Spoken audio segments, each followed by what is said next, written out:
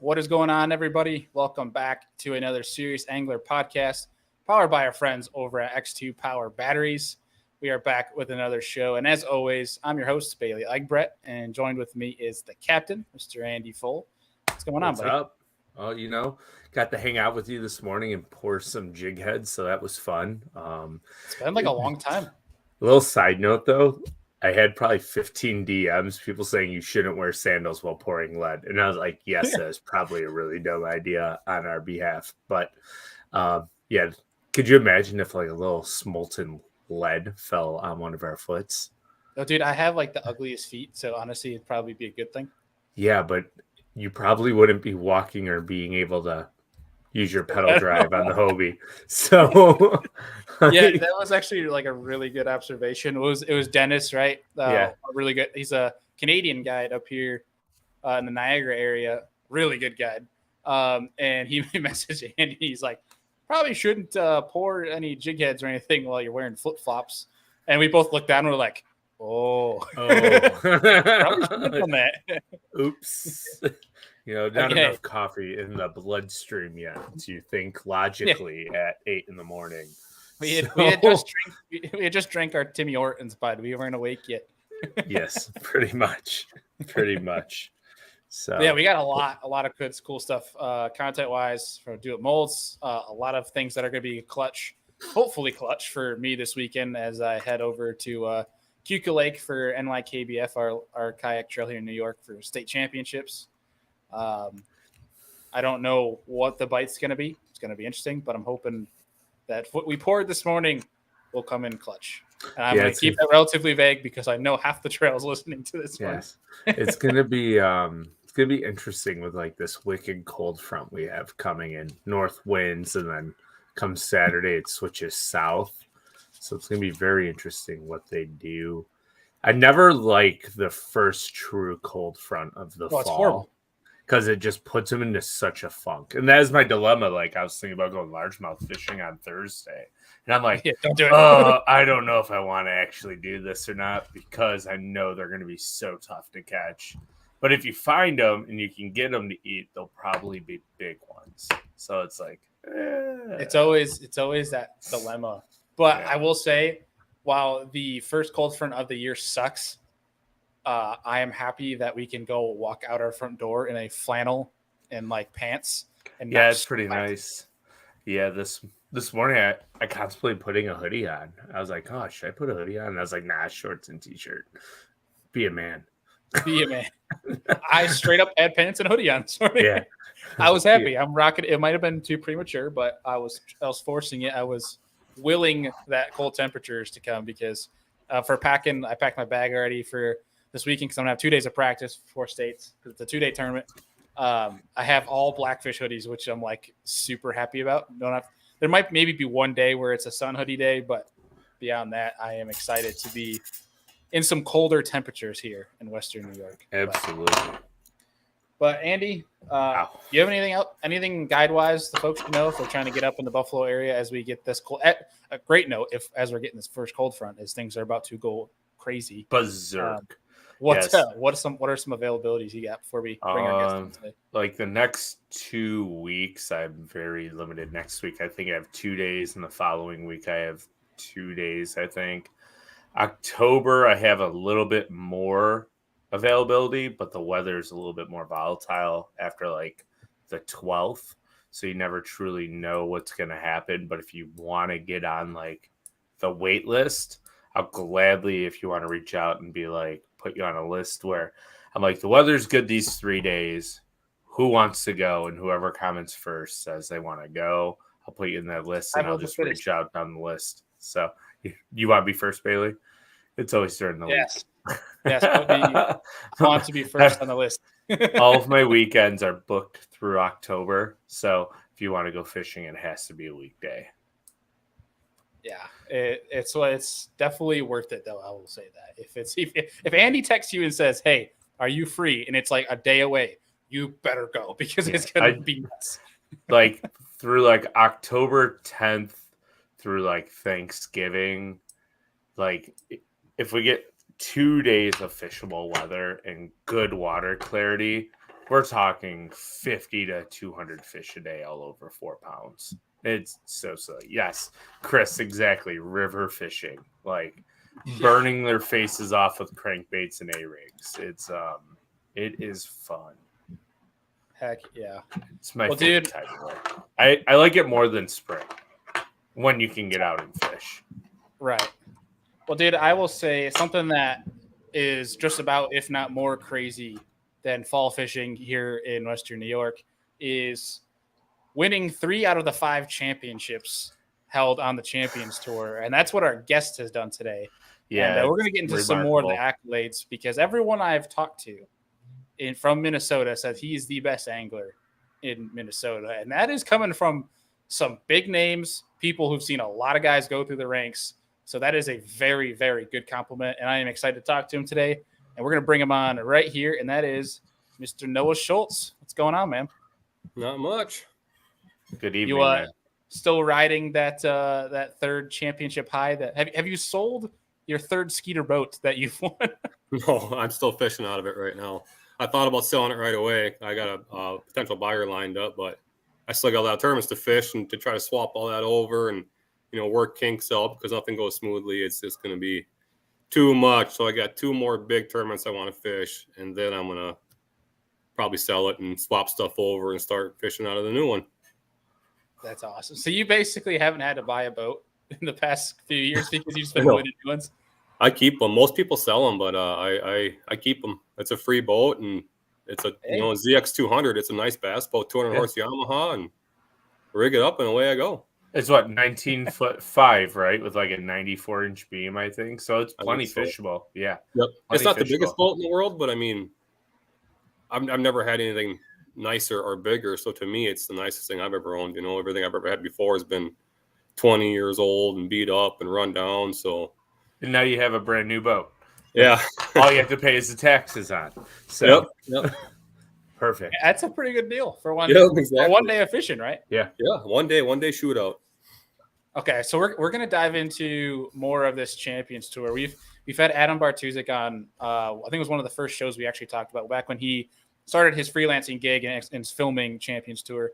We're gonna dive into that here in a bit on how that's structured. But before we do, let's for the folks listening, people watching in, how did you even get your start into bass fishing? Like throw it back to the beginning. Like who got you into it? How'd you get into it? Whole nine beginning, yards. I don't even remember. That's how little I was. I know my dad and my grandpa were a big part of it. My whole family fished, even my mom and my grandma. And ever since I can remember, I was fishing. I mean, my grandpa bass fished, my dad bass fished, and they didn't fish tournaments. They just fun fished, and we'd go out all the time. And then that just slowly progressed, and I got to the age where I could drive and pull a boat. My dad sold me his boat, and that was my first boat, and I ran with that for years and years and years and years. And then I slowly started upgrading, buying, fiberglass, a 16-foot fiberglass boat, and I started fishing tournaments. And I think I've been fishing tournaments now for probably 15 years, but most of that was just local, small derby stuff. Right. And that progressed into fishing some bigger regional tournaments, some I don't know if you've ever heard Denny Super 30 out of Minnetonka. Yeah. That's where Seth Fighter got his start and cut his teeth, and Austin Felix and Josh Douglas and all the big names come out of Minnesota. Most of them guys started with Denny Super 30. And then I started fishing them, won a few of them, had some good success there. And then the Champions Tour came about, and it was invite only at first. You couldn't even get in unless you were invited. And then one year they had a few open tournaments. So you could qualify to be in the Champions Tour. And so I put my money down and I fished the opens.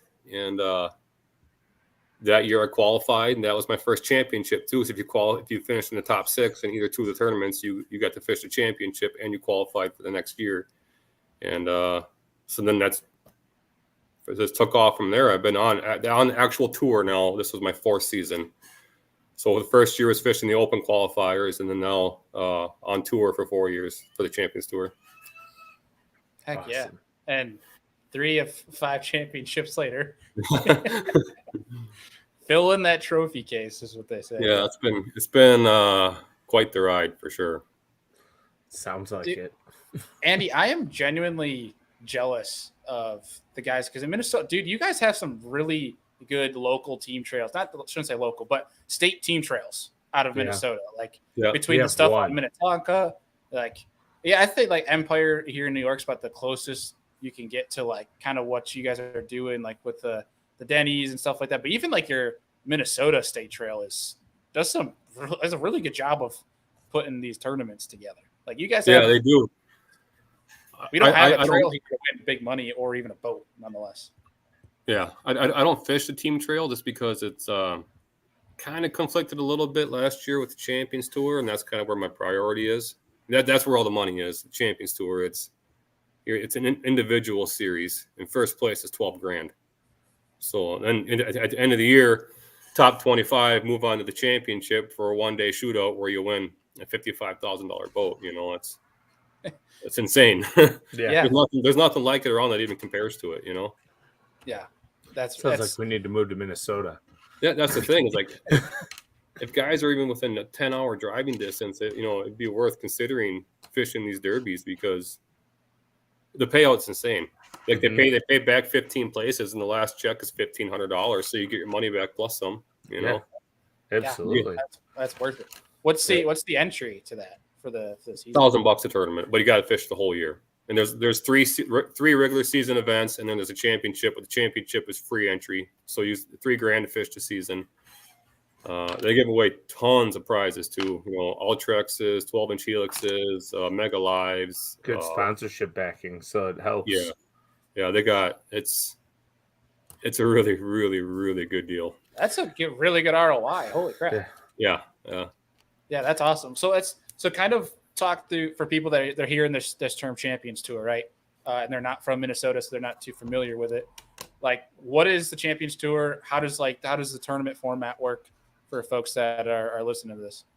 So the Champions Tour it's a unique format. It's not like your typical 5-fish derby or any tournament for that matter. It's similar to the MLF Bass Pro Tour. It's catch, weigh, release. Your total weight counts. It's and then the twist is we have marshals too. Our marshals are high school anglers out of the area. Those are our boat marshals. And the twist is the thing that makes it really difficult, even another notch above catching all you can catch, the major league fishing format, is they do a lake split. So you have a morning half for 4 hours, you go out, and then the second half you fish another part of the lake. You don't fish the same part of the lake twice. And the real twist is they don't tell you what the lake split is until the night before. So you have no idea what part of the lake you're going to fish, when you're going to fish it. You don't know anything until the night before at the rules meetings when they tell you. I like that a lot. That's pretty cool. It's kind of like a twist between BPT and the cup events I do to an extent. Yeah. To an extent, yes, because we're allowed to practice, obviously, but you can't hunker in on a zone. You can't focus on one part of the lake and dial it in and pick it apart because you're going to be forced to fish a part of the lake that if you just hang out one side of the lake, you're not going to even know what's going on the other side. So you have to, like last year, we're on Mille Lacs. Well, I mean, what's that, 200 square miles of a lake? And you got to try to see, at least visit, every part of the lake. Because if you don't, you're going to go into it blind at some part of the day, So you can't, it's different. You really got to approach it a little bit differently. And it's very challenging, especially with the format. And it's just like MLF where we know who's catching what and where they are and where you are in the standings. And it's very, very, very intense format. It's unlike, 5-fish formats are intense. There's, that level of anxiety and excitement and stuff like that. But when you're fishing this format and if you're sucking, you're sucking. And it's not a good feeling. You just start sucking more because now you're stressing and the anxiety. It makes you, I don't know how to explain it until you actually experience it and fish a format like that where the pressure is on and you see this guy he's leading, he's got 53 pounds. You're 2 hours into it and you've got 8 pounds and you're in 45th place. And you're thinking, what am I going to do now? Like, how do you come back? And how do you recover? And it's not a format where you can just sit and grind out a few bites on a spot. You got to keep moving, and you got to be catching all day long because these guys will run over you if you don't. Yeah, I was going to say it's probably one where it's unless you're absolutely obliterating everyone with a big gap. I mean, you're probably not fishing free most of the day mentally because all you're hearing is updates. And I mean, if you're talking like half the lake split too, like you're seeing most of the guys catch them too. Yeah, that's crazy. It is. It's. I can't explain it. It's intense. But it's so much fun. It's so addicting. I can't get enough of it. We have a question from Ryan Crowley about how many boats fish it. 50 boats. They cap it at 50 for every tournament. Yep, and it's like I said, you got to pay for the whole season, so you either fish all or none. So they cap it at 50. I hope they grow it. They got something really, really good going on here. I think they got enough demand. Hopefully they can grow it something bigger. 75 boats, 100 boats. I don't know. But then you also got the flip side of it is how do you supply enough marshals for every angler? It's right. It's a little trickier. I do trickier. like the fact that you use like local high school kids in the area. Yeah, in the high school, they're good kids too, and it's cool because they all tournament fish, so they're just as passionate about it as you are. So they get just as excited and pumped up when you catch a fish as you do. It's pretty cool. Yeah, and some of those kids, I mean, today's age with the learning curve, are probably going to be fishing against you guys in a few years on the Champions Tour. They do. There's a lot of them that are boat marshals, and a year or two later, they're anglers. They're competitors now. That's crazy. That's awesome. That's super cool. I mean, to see that succession too. I mean, like those are the kids that are getting in as marshals from a learning aspect, and that part to me is super cool. I love seeing that spark still there. That's awesome. We just had an angler this year on the Mississippi River. He won. He just turned 18. So he's just fresh into it. I can't remember if he's a marshal. I don't remember if he's a marshal for the Champions Tour or not. But, I mean, he's high school angler, fresh out of high school, comes out and wins. I think he wins the first Derby of the year, $12 grand. Wow. So hey, for an 18-year-old, that's $1 million. Yeah. So that was pretty cool. Good. That's a truck and a boat right there. Yeah. So let's kind of dive into, I mean, 3 out of 5 championships is really impressive. So I'm kind of curious is there something that you can attribute that success to? Because that's pretty dominant. I don't know. There's not one thing that sticks out in my mind. I mean, I got asked the question the other day, and I didn't know how to answer it. Then I started thinking about it the other night, and it's like the only thing that really truly sticks out to me in my mind is when Derby Day goes down, is keeping an open mind, like just being able to fish on the fly, because it's like, how often does practice? Practice relates to tournament, but how often does your practice go the same way as a tournament day? It's like practice guides you, like tells you kind of what to do and gives you a general idea. But like Serpent Lake, this last boat I won, I'm halfway through the day and I completely ditched everything I knew in practice. And the last half of the day I spent fishing new water I never fished before. It wasn't that big of a lake, so it was easy to break down, but I was fishing water I never even practiced, and I was just rolling with the pattern that I figured out during the day, and the fish were related to shade, and I just started running with it. And if I would have stuck to my practice, I would have stayed offshore, and those fish were not cooperating at all. You could see them on Mega Live, but they wouldn't eat, and it was a dying deal. And I don't know why it was dying. You think the offshore bite would be better than what it was, and for some reason I just kept an open mind that day and started running shallow stuff and just rolled with it. I found a few bites, and I just kept expanding on the pattern and started rolling with it and ran with it, and somehow I ended up winning a boat. I don't know how it happened. Somehow fishing. It's called fishing. I looked at a lot of my tournament wins through the Champions Tour. I've won 6 events now, and 4 years on the actual tour. I've won 6 in 4 years, and pretty damn good. Almost every single one, I catch fish in a way. I never catch fish in a way that I caught them in practice. I'm always doing something a little different during tournament day. Like you call an audible and you roll with it and it works. It's hard to explain. That's the only thing that really sticks out in my mind is that. Well, you're trusting your gut and your angler intuition. So, Yeah. and that's a hard thing to do because a lot of people, like as fishermen, we always try to force a bite that we're confident in at that time, especially if we practice. Mm-hmm. And that speaks to sometimes we can practice too much and get us stuck into a rhythm and really spin us out when everything goes to crap. So I compliment you for ditching it and just running new stuff. That's awesome. That's hard to do. That little clue set you off, and you're like, okay, I'm going to run down the lake and just look probably, and like, oh shit, Yep. okay, I'll probably get bit. So Yep. Yeah, that is awesome. such a.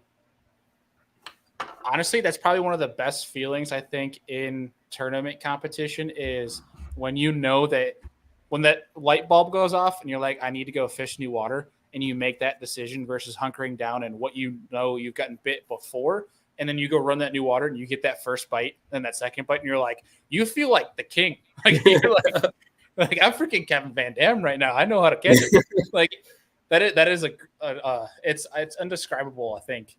When you make that decision that you don't know, it's a guarantee, and then you make it and it works and it clicks, that puts you on I feel like that adds so much to your mental game from a confidence standpoint, which it sounds like that is your advantage here is more mental. Not that you're not talented, but it sounds like you're mentally more strategically smarter with your decision making, and that's what's helping you in these events. I try to be. I don't want to say I'm better than the rest of the guys. I mean, the field is absolutely stacked. I mean, any one of these guys can win a tournament. Like but they can't win big bass because that's on lock. Yeah. Big bass is definitely on lock from what I still haven't done that yet. I still haven't won a big bass. And it's like, well, I don't get it. I just want a Yeti cooler. It's all I want. He's building a castle. All the ones he's won. So for folks watching and folks that are listening to this after live, Matt Thompson won Angler of the Year on the Champions Tour, but also this is a crazy statistic, and trust me, I fact checked this twice, so it's legit. He has won big bass in 11 of the 15 events that he's fished. 11 of 15. So is that 11 Yeti coolers you said too? Yeah. His nickname is Big Yeti. Yeah. It's not because he's a big dude. I mean, he's a big dude too, but it's because he has so many Yetis. It's crazy. Like it's not just one fish either. You go back and because we use the Real Live Well app, which is a Champions Tour app. It's a catch, weigh, release app that we can keep track of our fish. And you go back and you look at his fish catches, and it's not just one. He doesn't catch just one giant matched with a bunch of little fish. Like this dude's like catching like for his biggest five, like we're on Vermilion, he had like 24 pounds or something crazy like that. And like 19 pounds on Vermilion is a phenomenal bag. And he's got like 24 pounds for his five biggest smallmouth with like a 6-something kicker. It's like, where? It's just it's insane. I don't know how he why? does it. Yeah. And it's every tournament. He's probably chucking around like a 120 or a 150 size person in the middle of nowhere. If it was a 5-fish format, we would be donating money to him every single tournament. Jeez. I don't know how he does it. At that rate, we need to get Matt on this show and try to dig this out of him, like information wise. But I mean, when you think about it too, it's kind of an interesting topic to dive down. Like with muskie anglers, how many times they're like, yeah, I've caught 6-7 pound largemouth and giant smallmouth through muskie fishing when they're throwing those big baits. Yeah. I wonder what term, because like at that point you're targeting an apex predator. Like you are going after strictly just predatory fish and how they behave. I wonder how much of that is incorporated into. I'm not trying to get away from what we were talking about earlier, but I think he does relate to that muskie, mentality where he targets individual big fish versus just schools of fish. Whereas I approach a tournament. I'm practicing. I'm looking for areas that have a lot of fish. I'm fishing for bites, And I do the same thing in a 5-fish tournament. I'm fishing for bites too. But whereas like a Champions Tour event, if I'm practicing and I find a brush pile and I get one bite on it and it's a 6-pounder, I might not even hit that brush pile in the event. I might if I'm close, but I'm not going to drive 20 minutes out of my way to go hit it or half an hour out of my way to go hit it as if I would do that in a 5-fish format, So Right. you approach it a little differently, but still the same. Like those big ones help. You need them to win. You can't just catch 1-pounders to win these tournaments. You got to have 4s and 3s and all these other. You got to have big fish mixed in to win. You can't just go and catch 1-pounders because you will get walked all over if you do that too. You got to have big ones and small ones mixed in. So Yeah. still have to, it's, I don't know how to explain it. Yeah. Well, so let's go back to these championship wins. So the 3 of them, are they relatively similar in terms of how you caught them, how the lake set up, or are they completely different? No. So the first one was on Bay Lake in Minnesota, which would be just, if anyone's familiar, it's north of Mille Lacs, probably 10 minutes. And that is a deep clear water, primarily largemouth, deep weed lines, anywhere from, my memory serves me right, 15 to 18-foot weed lines, I'd say. There were shallow fish too there. I was all in on fishing offshore. So you're fishing weed lines, drop shot jigs, looking for a hard bottom against grass, stuff like that. And then the second one was Mille Lacs, which is smallmouth. You're fishing smallmouth all day long. There are largemouth in there, but the year we fished, the largies were off. So, I think there was like 2 largemouth caught in the whole tournament. And Mille Lacs is obviously 20-foot to 2-foot smallmouth, boulders, reefs, gravel, just anything. And then this last one, Serpent Lake, was a 50-50 split. It was 50% smallies, 50% largies. Smallmouth ran bigger. They're a lot harder to catch. Largies more a little bit on the smaller side. I'd say average 2 pounds with some nice 3s and 4s mixed in too. They were easier to catch. So and that was a deep, very, very clear, very deep weed. I think the weeds ran 20-foot deep in that lake, and them smallmouth were getting out to 40 feet deep sometimes. Some of them humps, you catch them. I think I caught a couple in practice in 38, 39 foot of water. So it's a good mix of everything. And it's not like it was one style of fish. And Bay Lake was Nico rig on a weed line, finesse fishing. And that's all I did all day long. And then Mille Lacs was, I call it more power fishing. My morning was a Ned rig and a rig.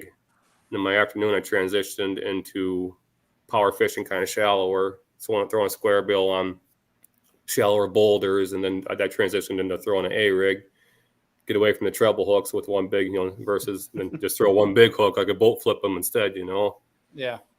But that was primarily shallow, 8 foot and less, kind of power fishing individual boulders. And then Serpent started off in the morning offshore, mega live, picking off individual largemouth. I played with the smallies a little bit, caught some. That transitioned into running a shade pattern at the end of the day, whether it was pads underneath mats or docks or overhanging trees, just anywhere there was shade. I ended up running a shade pattern at the end of the day. So they're all a little different in their own ways, and there's not one technique that stuck out over the others. Yeah, I mean, I wanted to kind of ask you what you think, like, your confidence is, like, your go-to style as an angler. So I'm still going to ask you that, but for the sounds of it, just sounds like you're freaking versatile. But, like, if you have a fall fish. My happy place, my most confident that I feel in a tournament format when it comes to either 5-fish tournament or a catch weight release format like the Champions Tour is offshore. Offshore, fishing isolated cover. That's, I love to fish deep grass. That's like my happy place. But I'm not scared to go shallow and power fish and punch mats and flip pencil reeds. And I hate fishing docks. I absolutely despise fishing docks. But Noah, you and I would get along very well. I cannot stand fishing docks. But the last 2 tournaments I won Gull Lake and I won Serpent Lake. They were back to back, a week apart, and I ended both my days on docks. That's the only dock fishing I've done. I think I might have dabbled a little bit in another tournament, but primarily I don't fish docks at all in the Champions Tour. Here's a really good comment from our buddy Bart, who's in the chat. He said, "Your number one trait as an angler is that you constantly keep every bite honest until you know how to win." Where a lot of people, I love that, because I think that is a huge weakness. This has happened to me, and I'm slowly getting better at it. Where you talk about practice, right? and you might have confidence areas or things you might be biting, they might be eating, and because you got bit on that in practice, or you didn't get bit on say some other thing, you in tournament days you're like you block it out of your mind, like in terms of no, I never got bit on that, I can't do that. Whereas conditions, if you take a second to look at in the moment what conditions are, it should be screaming at you. You should be doing that thing, but you have this mental block from practice. That is such a big mental hurdle to get over, and that's huge as a tournament. Obviously, what you're doing. Adam, he hit that right on the head. That like I couldn't say any better. Like Serpent Lake, I didn't catch anything on top water in practice. I didn't even really practice it. And tournament day comes, it's slick, calm, the sun's just coming over the trees. I'm like, God, this looks like a perfect morning for a buzzbait. We just fire a buzzbait around over this flat quick, and boom, boom, boom, and just start cracking like 2 pound large. You just like sweet, and then that that bite died obviously because the sun went down. And I started running a hair jig on a flat for some smallies, and the next thing I know, I'm like you said, I just kept checking things and checking patterns until I felt like I hit a pattern that I could roll with and expand on. And that's I didn't just. Even though I hit a largemouth offshore on a weed line, I peeled like 6 or 7 out of a school quick. And then my next move, I ran to 1.5 foot of water. I'm throwing a hair jig on a flat for smallmouth. Because I just wanted to see if that bite was going too. I just kept feeling out the lake as the day went on. And then once I felt like I had a pattern that I could roll with, that I could do some damage. And that's the one I put all my eggs in. And then I rolled with it. And that was a good way to put it, Adam. You hit it right on the head. I like that. Yeah, I mean, that's when you hear a lot of success stories, like even in the 5-fish format as well. Guys that are like, yeah, I was running back here, and then I decided something looked good. I figured it'll take me 5 minutes to stop, so I stop, and that's like their big fish of the day is because they tried something or it's a clutch move. Like getting past that mental block and basically removing that from how your mental process is on tournament day, I feel like is so clutch as a tournament angler, because you see so many people, even guys that are on the pro tour, they don't do it a lot, but there's certain days where you can tell that they're just trying to ride a dying pattern when there could be something else that is like that was my biggest downfall when I first started the Champions Tour, because in 5-fish format you can ride them a long time, and you can pluck off one here and you can kind of survive. But the Champions Tour, if you ride a pattern that's dying, you're gonna die too. Like that was my biggest hurdle when I first got into the Champions Tour, and as years go on, it's getting easier and easier to bail on things and just give up and just grab something that I never caught them on in practice, and because it seems right, it's the conditions fit it, and just roll with it. Yeah, it's one thing I feel like I'm getting better at. Yeah, that's huge. That is huge, especially for the mental side of things. Andy is actually really good at this. He's one that like he'll have 10 rods on the deck, and he'll catch a fish on one rod, and he literally boat flips it, either puts it in the box or throws back, whatever, and picks up a different rod. Does not the same rod that he just caught the fish on. You're like, this also looks good. Like he'll squirrel, like he's like all over the place, but he's willing to. He tries different things, whether he caught him on it or not. You just got to figure out what they're going to eat. Like the prime example for me, like thinking back on this, was a tournament we came in second place last year when we had like almost 26 pounds. We're jamming smallies like every other cast on an Alabama rig. And I'm like, we got to go get a big bite. I was like, we're burning the shoreline with chatterbaits. Like, I don't care what you say, we're doing it. And it paid off. I was like, we got to go. I was like, we got to go get a giant. And with 10 minutes left in the tournament, I caught almost a 6.6. And I was like, there's no way we're losing. And then we lost by like a pound. Yeah. Like, it was so crazy. Well, the best bite is the bite that's going on right then and there, not what you found in practice a lot of times. And it doesn't. That's another thing I'm learning too. And now I fish these bigger lakes. I've never fished. All these lakes I fished in the Champions, I've never fished before in my life. I've always fished small lakes around home, and these lakes around home are spot lakes. I don't know if you guys have smaller lakes where the fish always seem to live on this rock pile, and they always seem to live on this brush pile, or they're always in this stretch of the bank. And then these big lakes, they don't do that. They don't like. I don't know how to explain it. Like these big lakes, they move. They every day is a little different. You got to try to figure it out on that day. It seems like. Yeah, I mean, there's like you talk about those smaller lakes. Like there's lakes where you can literally like name the fish. Like you'll catch them 3 times over within a year span.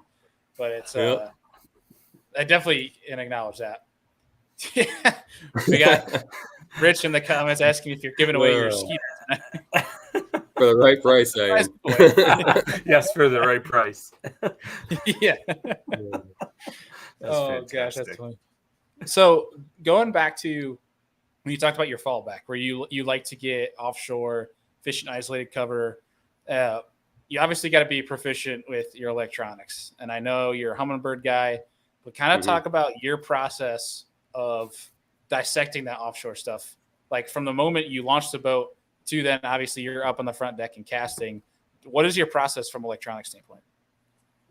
It depends, I guess. I mean, if I'm fishing a grass fishery, I probably don't graph as much as most people think I would graph, or as much as most people graph on a grass lake, because grass, you're looking for hard areas, obviously along the weed lines or rocks, but so is everybody else. If I find a rock pile on the edge of a weed line off the tip of a point that runs into the grass, so did everybody else.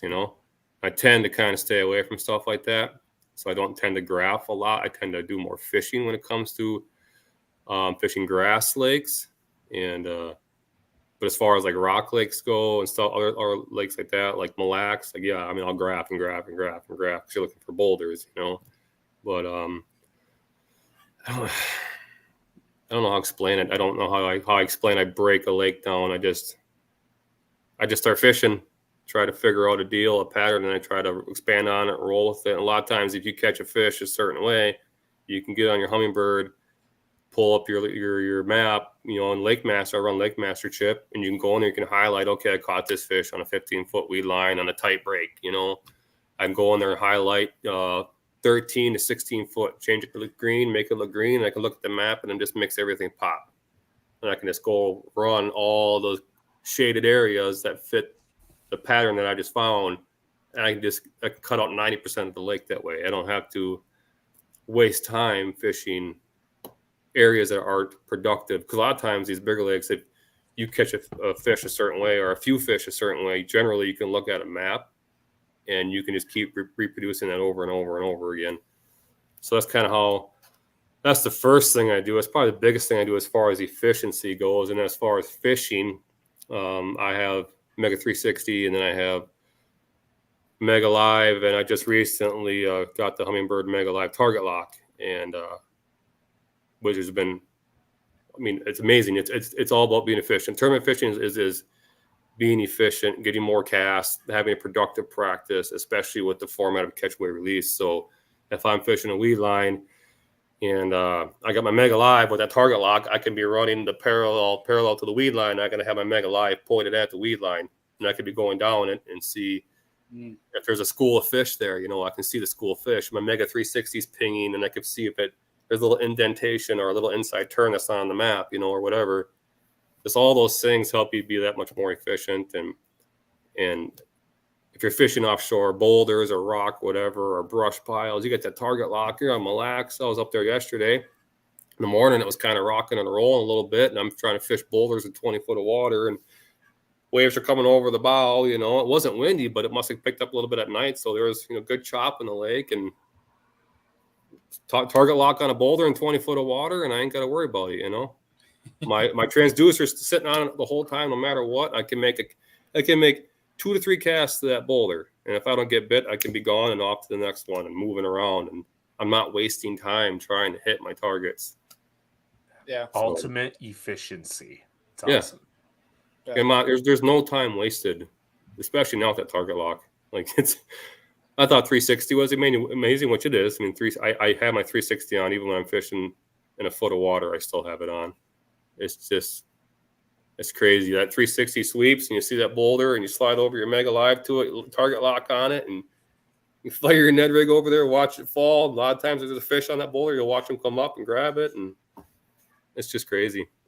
That's one of the cool parts with target lock that I found is with 360, you can point out a boulder and click target lock on 360, and that way you don't have to do it manually. Like it's the system's becoming easier and easier, which I'm kind of curious. It's like, say you're paralleling this grass line, you're talking about a deeper grass line, and you can be going forward and having that pointed towards the grass line. You go in at like a 90 or like a 45.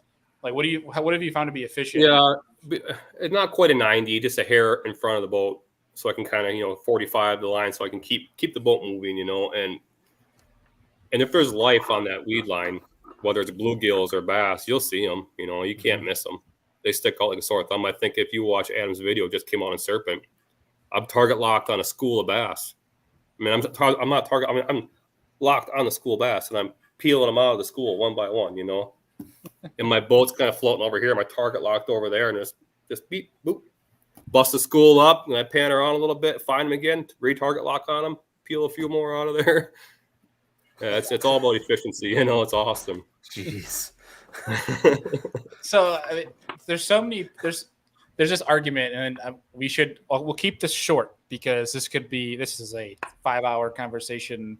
This is like multiple podcasts, but this current argument nowadays with technology, and I will defend electronics till I die because I'm the same way. I'm infatuated with electronics. Me too.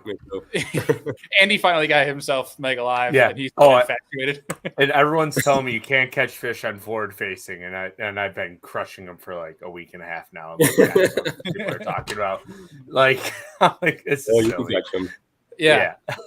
So the one rebuttal that ends the conversation when anybody complains about this electronics movement is, why are you complaining if you're catching more fish? Like, Yeah. you're having more fun. Like, Yep. Relax. But For tournament anglers, and for tournament anglers too, it's more. It's like I said it again. I'll say it a lot. It's about efficiency. Tournaments are about efficiency. The more efficient you are, the more casts you make, the more opportunities you give yourself.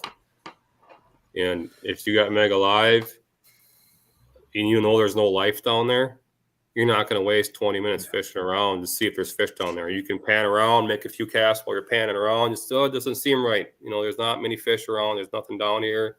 Pull a troll motor up, you can be gone. Instead of wasting 20 minutes, half an hour fishing the spot, Mm-hmm. So it's not just about catching fish with it either. It's about just kind of seeing what's going on. What's going on in the water, not just about using it to target. I use it a lot just to kind of see, like, hey, is there bluegills along this weed line? Is there bait fish off this hump? Like, I use it a lot for that too.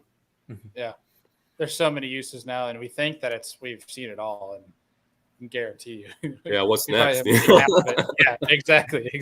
I thought Mega 360 was life changing. I've won so much money with that Mega 360. It's paid for itself 20 times over. That's crazy, If people used to complain about side imaging and say that was cheating. Yeah, I still blows my mind. I see guys that don't have Mega 360 in their boat. It's like, if you're a serious tournament angler, you don't have Mega 360. I mean, man, it's just incredible. That's my next purchase. Mega. I used to chase fish around with my Mega 360 because you can see fish on the Mega 360 too. Mm-hmm. Oh yeah. You'd see it sweep, and there they are. And you'd fire at them, Next sweep, they'd be over there, and you'd fire at them. And that Mega 360 was amazing. That's how I caught the biggest largemouth in my life, was on 360. I was really offshore. I found some concrete pillars in the middle of freaking nowhere on this lake, and I just see this giant blob, and you can see it. So it's actually I have 2 screenshots of this fish, actually, one on side imaging and one on 360. I'll have to post them to the Serious Angler Instagram. But I'm going through and I'm graphing on side imaging, and you can see the shadow perfectly outlines this bass on top, and it's a giant belly. Like, you can almost see belly on side imaging. And I turn around and I position on it, I put 360, and you can see it still sitting on top of it. And I just fire over, and I'm like, okay, that's the perfect distance, because I didn't have forward-facing sonar at the time. And I'm just like gliding like my swim bait right through it, and all I feel is dong. I reel it and set, and I'm like, that's a giant. And it comes up into 7-pound largemouth here in New York, so it was. And it was like only like 20 and a half inches, and it was 7 pounds. So the belly on that side. It was a Minnesota bass. Yeah. Yeah. I got a similar story. I didn't graph the fish, but I had a little spot. This was in a tournament too. And I didn't have Mega Live yet. And I'm fishing offshore, my 360 sweeps. And I'm fishing a little brush pile. And just to the right of this brush pile, I can see a fish sitting there. So I'm firing, like 15 minutes go by and fishing this fish. I'm thinking, is this even a fish? What the heck's going on? And it's not moving. It's still sitting there. I'm like, that's gotta be a fish, So finally I grab a drop shot. And I fire in there and set the hook as a 715. It's just like, and I seen the fish on 360 the whole time. And I had a buddy tournament that we fished last year. We're fishing a little brush pile on a mud flat and like 6 foot of water. And we're firing at this brush pile. And he's like, he looks over on the 360. He's like, is that a fish out there in the middle of nowhere? I'm like, it looks like it, but it's like, probably 50 feet off the brush pile, literally in the middle of the flat. He takes his jig, he fires over there. It's like a 4.5 in the middle of nowhere. Well, and that just like proves the point, right? Like, how many times have you had a co-angler or a team partner and they just make like that random errant cast and catch like the biggest fish of the day? Like, it happens all the time. When you're re-rigging and you take the one rod and bomb it out, you're like, I'll let it sit there while that one randomly goes off. Yeah. It's like, what the heck? But that just proves that it makes you way more efficient. Because if you didn't have 360 or Mega Live or even side scan, you would have never known that fish was there, depending on what you have on your boat. Right. So I don't mean to keep extending this electronics conversation, even though I personally love it and I could do it all day. We have David Jong in here from Anglers Channel, and he's asking if you only have one, 360 or Mega Live. Can I answer for you, Bailey? I know what your answer is. Okay. You're a Mega Live guy all the way. No. Really? I'm going 360, man. I would rather have 360 personally, but yeah. I think universally 360 is more advantageous. I hate this thing. Like, I still can see. I say that, and then I'm like, Mega Live is so advantageous everywhere. So now it's like. And here's the reason why I said Mega Live, because literally every time Bailey is on the water, he'll send me like a video recording of his Mega Live. He's like, "Look, he ate my A-rig," or "Look, he ate my frog." I'm just like, I'd probably pick Mega 360 too. I just think there's situations you can't see it. I see if it's like you talk about in a foot and a half of water. It's pretty hard to see him on forward facing. But have you played with landscape mode yet on Mega Live? Yes, and it's gotten really good. That's one thing I've kept in my back pocket for a while. I don't know if we want to go down that rabbit hole, but it's she's out now. If you're not playing with landscape mode, you got to be in shallow water. It's stupid. It literally, they've gotten it to the point where it looks like a live Mega 360. Yeah, it's actually super fun just to watch fish swim on that. I don't want to tell the story, but I gotta. I was down. It's too late now. In the spring of the year, I was down in Iowa fishing a lake down there, and I was flipping wood, like a foot and a half of water. I had my landscape mode on, my Mega Live, and I pan over this tree, and I didn't know the tree was there because it was submerged and the water was just dirty. You couldn't see, 3 inches in the lake, and that was probably in 2 foot of water maybe. And there was a Y in the tree, and you could see this bass sitting right in the Y. I'm like, God, there's no way that's a bass. That can't be that clear of an image, because I just had gotten it. I was playing with it. So I flipped my jig in there, and dunk. Sure enough, set the hook, and you watch the fish swim out of the tree on the landscape mode. It was like a 4 1/4. And I proceeded to do that the rest of the day, going on the bank, flipping wood with my landscape mode. You could see a lot, not every time, obviously, but a lot of times if the fish was set up right, you could see the fish sitting right inside the wood. It was crazy.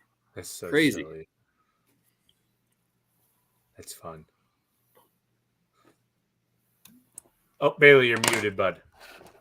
I was sitting there. I was like, why is there? Oh, sorry. Have you played with landscape yet, Andy? No, I need to.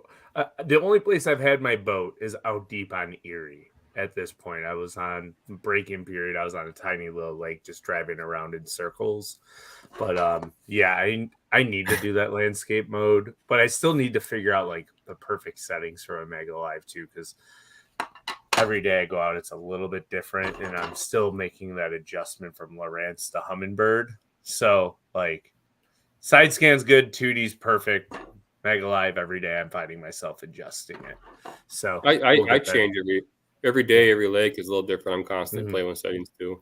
Like I was on Mille Lacs yesterday, and you're deep clear lake, and you can crank your sensitivity and crank everything up as high as you want and get an awesome picture. Then I come back home and 8 foot is deep for around here. 10 foot offshore is deep, and the water you can see about 6 inches in it because it's just dirty, muddy water, and you got to dial everything back or your image is blowing out. So every lake is different. I'm constantly playing with it every time I go out, and you got to just kind of, and that's with any brand. If you want a good image, you got to constantly play with it. Like 360 for the most part, I can just leave it, set it, and leave it, unless I get like a hard bottom lake versus like a mud bottom lake. Then I'll have to dial the settings up a little bit. But I mean, pretty much make a 360 is set and forget for the most part. I like that, set and forget. Yeah. Pretty plug and play. That's awesome. Well, Andy, do you have anything left here for Noah before we give him our last question? Oh, we can hit with the last question, but I do have one question. I'm sorry. So give me a second. What is your favorite bait to use when you're fishing for largemouth on a weed line? Like just all time, like if you had one rod to pick up while flipping at them with Mega Live, what is the rod you're going with first? Like what possible is it because it shows up really good on Mega Live, or is it just like your confidence thing and you see the fish? And if I'm using Mega Live, jig, because I can throw a jig out 70 foot. If I line the cast up and I throw it out 70 foot, I can see my jig falling 65, 70 foot every single cast. Yeah, so it's a jig. Awesome. Yeah, and I love jig fishing. I'm a big jig fisherman. Any ask anyone that knows me. Fly fish derby, I'm almost lead. I'm gonna. So it's probably like a 1 ouncer, so it sticks out like a sore thumb. No. I tend to fish a little bit lighter jigs. I mean, most time it's a half ounce. Down to like 25 foot, I'll fish a half ounce. So he's probably a fluoro guy too, then. Yep. I like it. Yeah. Dude, that's okay. So you got some dang patience then too, because like a half ounce jig does take a decent amount to go down 25. Especially if you have like a swimming chunk that's just sitting there paddling the whole way down. It's like one Mississippi, 2. But I feel like if you're fishing a grass lake, the water's clear. Yeah. Generally in grass lakes, they're eating bluegills, or crawdads, so you get that nice slow fall and it's coming down. I don't know. Maybe I'm. Wasting time. I don't know. I like a half ounce jig. I'll fish out to 25 foot of water. I like the slower fall versus just a plummet to the bottom. That's just me. But you can fish a lot more water if you fish a heavier jig. That's for sure. I mean, hey, 3 championships. I'm not going to argue with you. Yeah, I'm not arguing with the guy, but I'm saying I'm a half ounce jig from like 1 foot of water to about 15. Like if that's the one jig I can throw, it's a half ounce. Always. I love fishing jigs. I'm a big jig fisherman. I'm just like to myself laughing at like you're seeing a fish on Mega Live and you're in 25 foot. You pitch at him, and you're like, "Yeah, I'll see you in 2 minutes." Just watch it slowly fall. Yeah, it's crazy. Well, it's one thing I've learned is how well us fish can see, because you'll throw that jig out and it'll hit the water and it'll get 5 foot down. And you'll see the fish already start coming towards it, start working their way. They start to react. It's like it's kind of opened my eyes the last few years with that live is things you thought were true that aren't necessarily true, and how the fish react to certain things and how many fish you don't catch. That's a big eye opener. Oh, it's wild. Yeah. It really opens your eyes to how many fish, like not even just bass, but like fish in general in that lake are there. Like I think for someone getting into forward facing sonar, like especially from an introductory, like entry level phase, I feel like it's so hard to adjust to it, especially when there's a lot of fish in the lake, because you're trying to learn at what's actually a bass and what's not. So you're going to start throwing at random crap. I can't tell you how many carp that I tried fishing for and felt like an idiot because it's this giant blob on bottom, and you're out in 20 foot of water and you're looking at it and you're like, wait a second, you'll see it on down a jig and you're like, oh, that's a carp. Dang. It's like that was my biggest adjustment. Like you start to learn these things, like you would think walleye would be like a bottom hugging fish, but typically they're always like 2 feet off the bottom. It's long, elongated. Yeah, they sit so high off the bottom. It's like I always imagined before them being like right on the bottom. I never imagined them suspended cruising like they do, and they move. They move a lot. Yeah, it's good. I have a good story for Mega Live on Sunday on a guide trip on Erie. I pulled up into a reef and I'm like, I'm pretty sure these are walleye, because it's like only like the 5th time I used it. And I put down the trolling motor and I'm like, yep, those are walleye. Those are walleye. They're not reacting to anything. Those definitely walleye. And then I got like to a wall 40 feet out in front and I see the walleye, and down underneath just past the walleye, as soon as I got past them, I was like, those are smallmouth. I threw it over there and literally like 10 of them came out of nowhere. One of them ate my bait. And I was like, yep, I figured this out. And then after that, I just waypointed the edge of the walleye, like going up and down with my Mega Live. And literally we pitched to the edge of the walleye and were pucking off smallmouth because they were chasing the walleye around. I was like, that's kind of cool. Yeah. So neat little mega. It's super cool on forward-facing sonar to, like, in this conversation of learning different species on it, but like seeing how different species set up, how they behave, and being able to pick apart what fish are on forward-facing sonar by the simple fact of how they're acting. I think that is super cool to learn. Like, there's a lot you can learn from forward-facing. It takes a long time to learn that, though. It does. Well, and you have to dedicate yourself to it. Like, it's one where I don't think that you should just go out on a brand new in a tournament and just start using it. I mean, I'm sure there's some people talented enough to do it, but like, it's one where you got to take, like, not just one day, but like a lot of days that you go out fun fishing and dedicate your day to just doing that, to learning it. But also remember the fact that forward-facing sonar isn't everything in fishing, and when to be able to look away, if that makes sense. That's like, so Serpent was set up that way. This last championship at his fish a few weeks ago on Serpent, I'll keep this short, but smallmouth was a deal. It was predicted that smallmouth were going to win the tournament, and there was huge schools of smallmouth out there. So my first smallmouth spot it was like an hour in the tournament. I go to fish smallmouth. I pull up on a point with a couple big boulders on it and like 30 foot of water. Put the trolling mower down, pan over to Mega Live. There's like 15 of them sitting down there. It's like, oh man, this is going to go down, you know? Throw the egg rig out there. I pull like 10 of them to the boat. And I drop on a few of them because they're underneath the boat. They won't eat. They all go back. Next thing, I'm like half hour goes by. I haven't caught one of these fish yet. It's like, okay, I'm done live imaging these smallmouth today. I'm putting smallmouth in the back, at least the offshore smallmouth. I'm done because they're not in the mood to play ball today. I'm not that great of a smallmouth fisherman. So if I'm going to win, that's enough. But it's like, just like you said, you got to learn when to turn it off and walk away from it. And then that half an hour I wasted there told me enough. Like, okay, if I'm going to win, I cannot be fishing these smallmouth out in 30 foot of water. I need to be fishing more active fish, you know? Yeah. Well, can you really say the 30 minutes was wasted then because you learned a valuable lesson? Yeah, that's true. That's true. It's like, if you went to a tournament angle, you're like, yeah, that was a waste of time. 100%. But if it sets you up for success an hour later, as tournament fishermen, we know that literally at any moment our bike can turn on and we can catch everything we need in a span of 40 minutes. Yeah. Champions Tour is different, but by having that 30-minute period being like, okay, I know these fish aren't going to eat, I need to chase something else. It allows you to chase the more productive pattern because you knew to leave when you did. Yeah. So you learned a valuable lesson. So it's all how you look at it. I think he's looking at it as I got a new boat in my driveway, so I don't care how I win. Yeah. It is in my driveway, actually. 2 boats in the driveway. Nice. All right. So, Noah, we're going to let you go here in a second, but we have our question that we asked to everybody that's new to the show. And that is, if you can sit down, have a steak, have a beer with 3 different individuals, they don't have to be fishing industry. They could be alive now. They could be alive 1,000 years ago. They could be whoever. Who would you pick to sit down, pick their brain, have a nice steak and a beer, and why? Oh, boy. I mean, I'm going to pick fishing. Everybody fishing, because that's all. I don't watch sports or anything. Everything I do is fishing related. So I would pick John Sokup. Probably number 1, just because I think he's going to be the next Jacob Wheeler, in my opinion. I think he's going to rival Polnick and Wheeler, and that's my prediction. Just watching him the last few years, it's like, man, this guy's the real deal. And I just want to pick his brain, you know? Who else? We'll clip that and send to John. Who else? I don't know. Who else? Probably.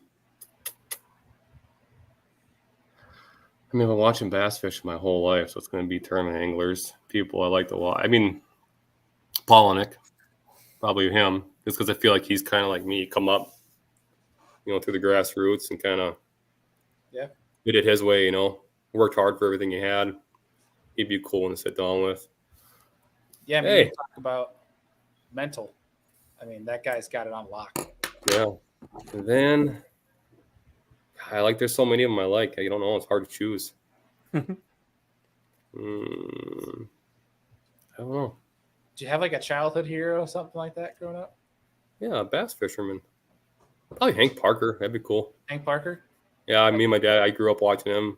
back in the days of Bob Cobb and TNN and Hank Parker and Roland Martin and Orlando Wilson and all them guys, Yeah. I just remember Hank Parker was a lot, and I just liked his attitude, his character. Funny guy, he's always cutting up all the time, Yeah. Well, I can confirm that what you see on the TV is what you get in person. And he's still going strong today, man. He's still filming. He's putting it all. Yeah, I know. It's crazy. It's super cool to watch. Number one, probably John Solocup, just because I just feel like, I don't know. I just think he's going to be the next. The next one to rival the current guys leading, the bass fishing industry. That's what I think. Yeah, he's a couple more opens away from qualifying for the Elite Series. And dude can catch him. Yeah, I think his first slip was Chesapeake Bay, and that was 67 or 76 or something like that. And he's still second in overall AOI, which is pretty dang good. Second or third, I can't either way. But dude, for real, thank you for taking the time out to do this. Congrats again on another championship and another Skeeter. Thank you. It's always nice to have a free boat. A new bug in the driveway. Yep. Yeah. That's right. Yeah. Soon you're going to have to get a big old barn for all the boats you're going to have. Yeah. But for real, dude, thank you for taking the time out. It's been really good to have you. And it was fun. Anytime. Yeah. Let's get you back on here again. We got some different topics, I'm sure. When we do some electronic shows, we need to get you back on here. And I love electronics. I can talk about them all night long. So heck yeah. All right, man. We're gonna let you go, and we'll be talking to you soon. All right, thanks, guys. All right, take care, Noah. Yep.